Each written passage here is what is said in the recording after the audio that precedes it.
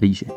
Nejen u nás je považována za skvělou přílohou k jídlu, ale víte například to, jak dlouho vydrží syrová rýže, než se zkazí, anebo to, že jsou po rýži pojmenované 2 velké automobilky? Jestli ne, tak je to rozhodně o důvod navíc. Proč musíte zůstat a dokoukat až do konce?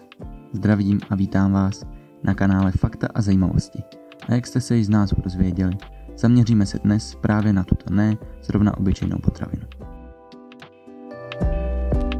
V okolí řeky Jangtse-Kiang ve střední Číně nalezli archeologové důkazy o nejstarších pěstitelích rýže. Konkrétně se jednalo o místní neolitické kmeny. Nejstarší pěstovaná rýže se odhaduje na rok cca 7000 před naším letopočtem. Předpokládá se, že odsud byla rýže rozšířena do ostatních oblastí Asie, jako Japonsko, Korea nebo Tajvan. A rýže se stala celosvětově rozšířenou až v roce 1492, kdy s Krištofem Kolumbem připlula na americké břehy. Pěstování rýže je opravdu náročné na vodu. Průměrně padne na 1 jediný kilogram rýže během jejího pěstování mezi 3000 a 5000 litry vody. Pro porovnání, stejné množství pšenice potřebuje přibližně pouze 900 litrů a brambor dokonce jen 500 litrů. Proč tomu tak je? Rýže ve skutečnosti tolik vody vůbec nepotřebuje a ani ji do sebe nepřijme. Ale pokud se podíváte na typické rýžové pole, bude skoro vždy pod vodou. Jedná se v podstatě o systém ochrany proti škůdcům a plevelu. Rýže totiž může být pěstována pod vodou, ale plevelu a škůdcům se pod vodou zkrátka nelíbí.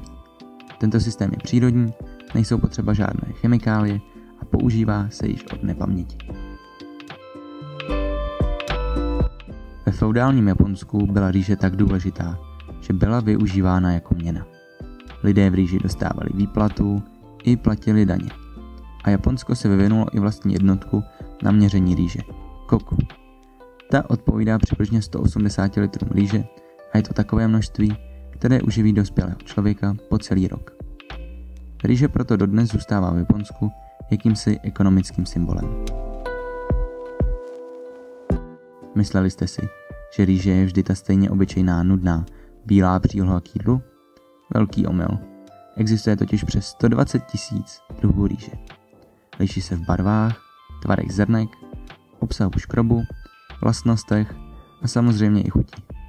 Takže je rozhodně z čeho vybírat. Rýže se standardně doporučuje zpracovat do 2 let od sklizně, ale při správných skladovacích podmínkách, tedy chlad a tma, může vydržet v některých případech i 30 let. V roce 1993 v japonské vesnici Inakadate bylo poprvé použito 4 různých druhů rýže na jednom poli, které se zasaly tak, aby vznikl tento nádherný kousek umění. Okolní města a vesnice tento nápad rychle přijali a nyní již v této oblasti na severu Japonska lákají nejen turisty na svá zdařilá umělecká díla. Napište mi dolů do komentáře, co si o tomto stylu umění myslíte vy. A jestli byste ho chtěli vidět, tak rozhodně dejte like. Za vlády dynastie Ming ve starověké Číně, kdy byly konstruovány velké úseky proslulé velké čínské zdi, se musela na stavbu používat i rýže. Čína totiž byla v krizi a mimo jiných věcí byl i nedostatek stavebních materiálů.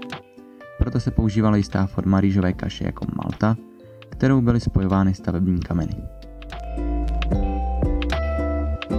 V roce 2022 na vesmírné stanici Tiangong vypěstovali čínští astronauti rýži.